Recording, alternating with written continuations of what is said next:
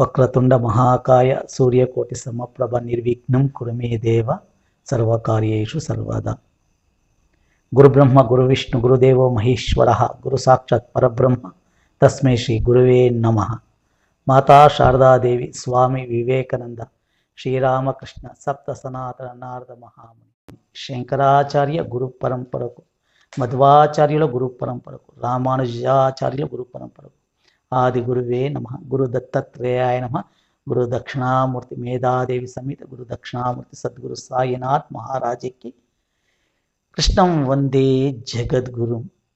శివాయ విష్ణురూపాయ శివాయ నమ. శివశక్తి స్వరూపిణి జై శ్రీ హనుమాన్.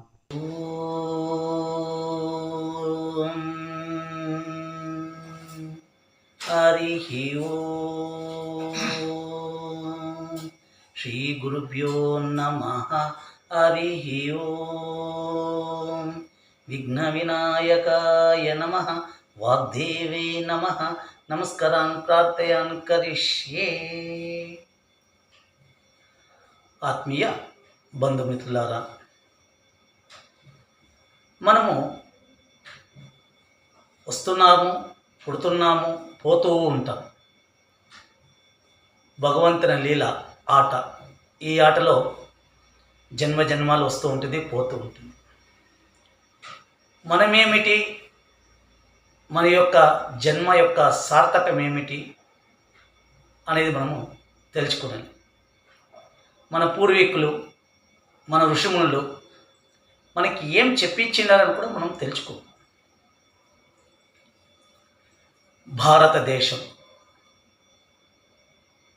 మనము ప్రపంచానికి అత్యంత ప్రాచీనమైన, పురాతనమైన, సనాతనమైన మన ధర్మం మన భారతదేశం. ఈ దేశం గురించి మనం తెలుసుకునేలేదు, మన దేశం గురించి మనం తెలుసుకునేలేదు. ఇతర దేశాల గురించి తెలుసుకుంటాం. అంటే మన సొంత తల్లి తండ్రి, మన సొంత ఒక తల్లిగారు తండ్రి గారి గురించి మనం పెట్టించుకోం, కానీ పరాయి వాళ్ళని పెట్టించుకుంటాం. మన దేశాన్ని, మన దేశ యొక్క సంస్కృతిని, మన దేశ యొక్క ధర్మాన్ని, ఇడీ ప్రపంచంలో అతి ప్రాచీనమైన దేశం ఏదైనా ఉంది అంటే ఒకే ఒక ధర్మం, సనాతన ధర్మం, పవిత్రమైన ధర్మం. ఈ పవిత్రమైన ధర్మాన్ని కొందరు చీడ పురుగులు, ఇంకా చెప్పాలంటే మన ధర్మంలోనే వండుకొని మన ధర్మానికే అవమానం చేసేవాళ్ళు, హేళన చేసేవాళ్ళు, పరధర్మంలో చేరుకునేవాళ్ళు ఎందరో ఉన్నారు. అందులో కొందరు ఉదాహరణ కూడా నేను మళ్ళీ మీకు చెప్తాను. ఇప్పుడు నా దేశం గురించి, నా భారత మాతను గురించి కొంచెం విశ్లేషణ చేసుకుంటామని, మీతో ఈ విశ్లేషణ పంచుకుంటామనిషి నేను ఈరోజు భారత మాత గురించి, మన భారతదేశం గురించి, నా హైందవ ధర్మం గురించి, ఆ పరమాత్ముడు వాగ్దేవి నాకు ఏమి ఈ వాక్యాలు మీతో పంచుకోనిచ్చిందో అది పంచుకుంటుంటున్నాను. అందరూ ఈ యొక్క వీడియోని ఎవరు చూస్తారో వాళ్ళంతా ఒక్కసారి భారత్ మాతాకి జై, వందే మాతరం అందరూ ఒక్కిత భారత మాతాన్ని తెలుసుకోండి. మనము మన ఇండ్లలో పూజలు చేస్తాం కదా, ప్రతి ఒక్క ఇండ్లను పూజలే. బ్రాహ్మణులు వస్తారు, పూజలు చేపిస్తారు. ఆ పూజలు చేపిస్తూ ఉంటే మనకి కొన్ని పూజా వ్యవహారంలో సంకల్పన ఒకటి వస్తుంది.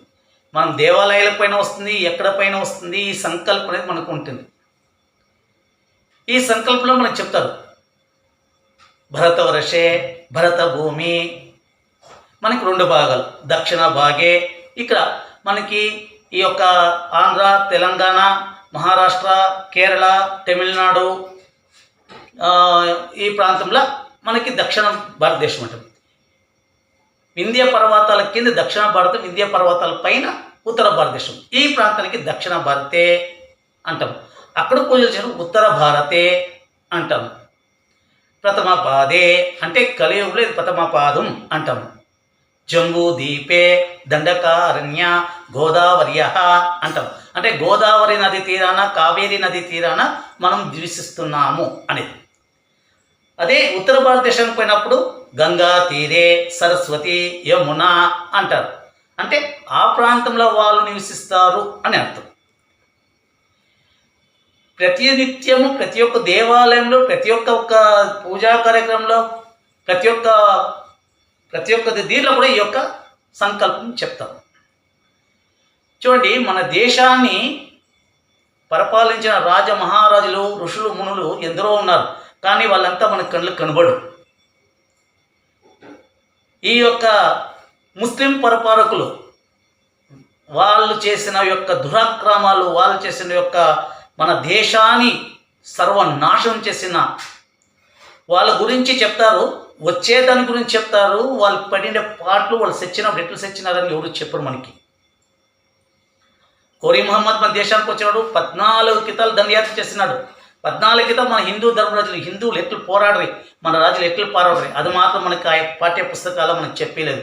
ఎలాంటే మన స్వతంత్రం వచ్చినా కూడాను మనకి మన ధర్మం గురించి మనకు చెప్పలేదు. మళ్ళీ మాట్లాడతాం దాని గురించి. మనకి కలియుగం అంటే 4,36,000 ఏండ్లు, అంటే 4,36,000 ఏండ్లు మన కలియుగం అంటారు. మన పూర్వీకులు, మన ఋషిమునులు మనకి 4 భాగాలు చేశారు. కృతయుగము, త్రేతాయుగము, ద్వాపర యుగము, కలియుగం మనిషి. ఒక చిన్నగా లెక్క చేసుకుంటాం చూడండి. కలియుగము 4,36,000 ఏండ్లు. దీన్ని 2 చేసుకోవాలి. దీన్ని 2 చేసుకుంటే ద్వాపర యుగం 8 లక్షల చిల్లర. దాని ఇందు 2 చేసుకుంటే 16 లక్షల చిల్లర మనకి త్రేతాయుగం. దాని 2 చేసుకుంటే కృతయుగం. మనకి యుగాలు అంతా మనకొద్దు, మనకేమొద్దు. కానీ మనకి తెలిసిందే కృత, త్రేత, ద్వాపర, కలియుగ. మనకి ఈ 4 యుగాలు తెలుసు. ఈ 4 యుగాలు ఎట్లుంటుందంటే మీకు ఒక యుగం అయితే ఒక విస్ఫోటకం అవుతుంది. విస్ఫోటకం అంటే ఒక జల వర్షం అయితే అగ్ని సంభవం అయ్యేది, అంత స్తంభించిపోతుంది. కంప్లీట్ భూమి అనేది స్తంభించిపోయింటుంది. చరాలు ఉండలేదు. ఎక్కడో కూడా తిరిగా మళ్ళీ సంతతి పెరిగి మళ్ళీ ప్రపంచం వికసిస్తుంది, ప్రపంచం వస్తుంది. కానీ నేను చెప్పే ఈ విషయం ఏమంటే, మనకి కృతయుగం ఉందా లేదా తెలియదు అంటారు. ఉండదు కదా. పరమ చండాలమైన మన దేశాన్ని భ్రష్టపెట్టించిన రాజకీయ నాయకులు, మన దేశాన్ని పాడు చేసిన కొందరు విదేశీ దుర్మార్గులు, వీళ్ళంతా మనకి పాఠ్య పుస్తకాలు కానీ మనకి చిన్నప్పటి నుంచి చెప్పించేది కానీ లేదు. మన యొక్క గురు పరంపర ఇస్తాంలే. గురు పరంపర అంటే ఎప్పుడు వాళ్ళు చదువుకొని పోతా ఉంటారు. గురువులు చెప్పించని చదువుకుంటారు. అప్పుడుది పరంపర వచ్చి మన నోట్లోనే మనకి కొన్ని పత్రాలు, తాటి పత్రాల పైన ఉండే. దీన్ని ఎంత నేను ఎందుకు చెప్తున్నానంటే, ఇప్పుడు మన పరంపరను మనం తెలుసుకుంటున్నాం. ఈరోజు భారతదేశం గురించి, భరతావని గురించి. ఇడీ ప్రపంచమే సనాతన ధర్మం. ఈ విస్ఫోటనలు జరిగి లాస్ట్లో మనకి ఇప్పుడు మనం ఉండేది ఈ క్షణకాలానికి మనకి కృతయుగంలో అన్నీ తెలుసు. కృతయుగంలో ఎవరెవరు ఉండరప్ప అంటే హిరణ్యాక్షుడు, హిరణ్యగర్భుడు మనకి కథల్లో చెప్పించినారు. మనం వినిందాము. ప్రహ్లాదుడు వాళ్ళంతా అప్పుడు ఉండేది. అదే త్రేతాయుగానికి వస్తే రావణాసురుడు, సీతాదేవి, రామచంద్రుల కథ వస్తాం. అదే ద్వాపరయుగానికి వస్తే కృష్ణ పరమాత్ముడు, దుర్యోధనుడు, అర్జునుడు, సహదేవుడు, పాండవులు, కౌరవులు వస్తాం. మనకి ఈ యొక్క పరంపర అయితా ఇప్పుడు దీని ఎన్నో యుగాలు అంటారు. యుగాల్లో మహాయుగం అంటారు. మహాయుగంలో అదంతా లెక్కలు ఉంది. అదంతా మీకు చెప్పుకొని పోతే అది కొన్ని రోజులు పడుతుంది. నేను దాని యొక్క విశ్లేషణ కొంచెం చిన్నదిగా చేసుకొని పోతున్నాను. ఆ వాగ్దేవి చేత చెప్పిస్తాను, నేను మీకు చెప్తున్నాను. ఈ పరంపరలో మనం కలియుగంలో ఉండాం. ఇప్పుడు ప్రథమ పదంలో మనం ఉండాం. ఇప్పుడు మన దేశాన్ని మనం రక్షించుకుంటామా లేదా, రక్షించబడిందా లేదా అంటే ఇప్పుడు మనకు తెలిసినట్ల ఇప్పుడు ఒక 150 సంవత్సరాలని ఇంకా 100 సంవత్సరాల యూత్లు మనం తెలుసుకుంటే మన అవిభాజ్య భారతదేశం ఎంత పెద్ద అంటే ఈ దేశాన్ని ఆఫ్ఘనిస్తాను, పాకిస్తాను, నేపాలు, బంగ్లాదేశు, ఈ కజకిస్తాన్ ఏదో వస్తుంది, కొన్ని దేశాలంతా వస్తుంది, ఇంకా పైన చైనా, ఇదంతా మన భారతదేశం. ఈ భారత మాతాని, ఈ భారతదేశాన్ని ఎవరు నమ్మరు. ఎంత పెద్దదంటే ప్రపంచమే భారతదేశం. ప్రపంచంలో యాడిపోయినా యాడి యొక్క త్రవ్వకాలు చేసినా భూ పరిమాణాలు ఏమైనా వెతికితే ప్రతి ఒక్క జాగాలను మన పరమాత్మను చిక్తారు. మీరు ఇంగ్లాండ్కి పోండి, సౌత్ ఆఫ్రికాకి పోండి, ఆస్ట్రేలియాకి పోండి, మక్కా మదీనాకి పోండి, యాడైనా పోండి, యాడ యొక్క భూమి యొక్క దీన్ని చేసేటప్పుడు ఆ భూమిలో మన యొక్క పరమాత్మలు లింగాకార రూపంలో కృష్ణుడు యాదో ఒక దేవుడు వాళ్ళు చిక్తా ఉంటుంది. ఇంతెంత చిక్కినా కూడా మంది సనాతన ధర్మం అంటే నమ్మురు. మన ధర్మాన్ని ఎవరు ఒప్పరు. దానికి ఏముంది, దానికి ఆధారం ఏమి అంటారు. ఆధారాలు అన్నీ ఉంది. ఋషిముళ్ళు మనకు ఆధారాలు ఇచ్చినారు. దాంట్లో కొన్ని ఇప్పుడు నేను మీకు విశ్లేషణ చేసుకుంటాను. ఇప్పుడు పాకిస్తాన్ భాగం అయిపోయింది, ఆఫ్ఘనిస్తాన్ భాగం అయిపోయా, ఈ పక్క బంగ్లాదేశ్ ఇదైపోయా. కానీ ఈరోజు నేను చెప్తాను, మీరు వింటారేమో వినలేదో నాకు తెలియదు. భారతదేశాన్ని అందరూ కళ్ళు మూసుకొని ఒక్కసారి తెలుసుకోండి.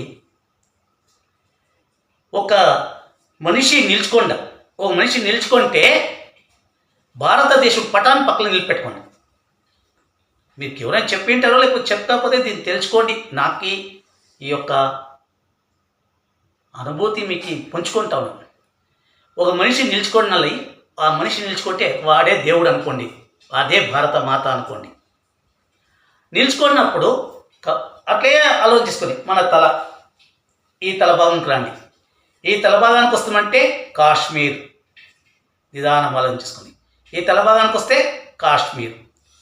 మన హృదయ భాగానికి రండి, ఈ భుజ భాగానికి రండి. ఈ భుజ భాగానికి వస్తే మనము రెండు చెయ్యిలు కదా, ఇది భారతదేశం మధ్య భాగం. ఒక పక్క గుజరాత్, ఒక పక్క వెస్ట్ బెంగాల్, ఒరిస్సా. అట్లే కిందికి రండి. శరీరం ఇంకా మీరే కిందికి వస్తామంట. కిందికి వచ్చేప్పటికి క్లీన్గా మనం సన్నమైంది. భారతదేశం ఇంకా ఇట్లొచ్చి మళ్ళీ సన్నమైంది. మానవ రూపం ఎలా ఉందో భారత మాత రూపం అలా వస్తుంది. అట్లే కిందికి వస్తామని చూడండి. ఆంధ్ర, కర్ణాటక, కేరళ, తమిళనాడు. అదే కిందికి రండి. సముద్రం దగ్గర మన కన్యాకుమారికి వస్తుందంటే మన పాదాలు. జగన్మాత భారత మాత ఎట్లా వర్ణించుకోండి, అర్థం చేసుకోండి. తల నుంచి పెట్టి పాదం వరకు శిఖరాగ్రే మహాశివుడు పరమేశ్వరుడు, పాదస్తే మహామాయి పార్వతీదేవి శ్రీ కన్యాకుమారి. కన్యాకుమారి అంటే పార్వతీదేవి, శిఖరాగ్రే పరమేశ్వరుడు, హిమాలయ పర్వతే శ్రీ పరమేశ్వర ఉమామహేశ్వర. అర్థం చేసుకోండి. నా మాత భారత మాత ఆ రూపంలో ఉంది. మనిషి రూపం తాలినదే భారతదేశం, భరత భూమి. ఈ దేశాన్ని విచ్ఛిన్నం చేసినాడు. అయినా కూడా ఆ విచ్ఛిన్నంలో కూడా మనం ఇంకా ఉన్నాం. మన హైందవులు ఉన్నాం. ఈ భారత భూమిలో ఒక్కొక్కటి నేను చెప్పుకొని పోతాను. హిమాలయ పర్వత పరమేశ్వరుడు బద్రీనాథ్, కేదార్నాథ్ ఉన్నాడు. పరమేశ్వరుడు మన దేశాన్ని కాపాడుతూ ఉన్నారు. పై నుంచి బద్రీనాథ్, కేదార్నాథ్, అందులో పై వచ్చింటాడు. చార్ధాం ఇప్పుడు తీర్థయాత్ర క్షేత్రాలు అయిపోయింది. అది ముందు బద్రీనాథ్, కేదార్నాథ్ పోటీ ఎంతో కష్టం. ఇప్పుడు అది అంత సులభం అయిపోయింది. హిమాలయే బద్రీనాథ్, కేదార్నాథ్. మధ్యభాగే సౌరాష్ట్రే సోమనాథంచ పరమేశ్వరుడు ఆడుండాడు. అర్థం చేసుకోండి. రెండు భాగాలుగా డివైడ్ అయితే విడిపోతే హిమాలయాల పరమేశ్వరుడు ఒక పక్క సోమనాథేశ్వరుడు, ఇంకో పక్క పూరి జగన్నాథ్, మహావిష్ణు కృష్ణ పరమాత్ముడు పూరి జగన్నాథ్ ఉన్నాడు. మనం అట్లే కిందకు వచ్చామంటే ఒక పక్క చెన్నైల కపాలేశ్వర, మీరు గమనించినా ఎవరో వినిండా లేదో, చెన్నైల కపాలేశ్వర ఉన్నాడు. మన రక్షకుడు వాళ్ళంతా. ఇట్లొస్తే ఉడిపి శ్రీకృష్ణ భగవానుడు ఉన్నాడు. అలాగే కిందకి రాండి, అనంత పద్మనాభులు ఉన్నాడు. ఇట్లా కిందకి రాండి, తిరుచెందూరు పరమేశ్వరుడు పళనివాసుడు ఉన్నాడు. కిందకి రాండి, అమ్మ మహామాయి కన్యాకుమారి ఉంది. అర్థం చేసుకోండి మన భారతదేశం యొక్క ఔన్నత్యం ఎలా ఉంది. మనం ఇలా కాపాడుతుంది. 3 సముద్రాల మధ్య భాగంలో మనం ద్వీపం, 3 పక్కల సముద్రం, ఒక పక్క భూమి, జ్యోతి, 2 పక్కల ఇట్లా నీళ్ళు వస్తుంది చూడు, ఇదే భారతమాత. దీపం వెలుగుతూ ఉంది, మధ్యలో మనం ఉన్నాం. ఇలాంటి దేశంలో పుట్టి మనం ఎంత అదృష్టం చేస్తున్నాం. కర్మభూమి, జన్మభూమి భారతదేశం. భరతమాతను తెలుసుకున్నవాడే భారతీయుడు. ప్రపంచంలో ఎక్కడే ఉండి వాడు భారతమాతను తెలుసుకోవాలి. దేశం గురించి ఎవరు ఎన్ని చెప్పినాను, మన హైందవ జన్మం సనాతన ధర్మం కాపాడుకుంటూ, మన ధర్మాన్ని మనం రక్షించుకుంటూ, ధర్మో రక్షిత అంటూ మనము మన దేశాన్ని రక్షించుకుంటూ, మన ధర్మాన్ని రక్షించుకుంటూ మనము ముందుకు పోతామని. భారత మాతాకి జై. ఓం శాంతి శాంతి శాంతి.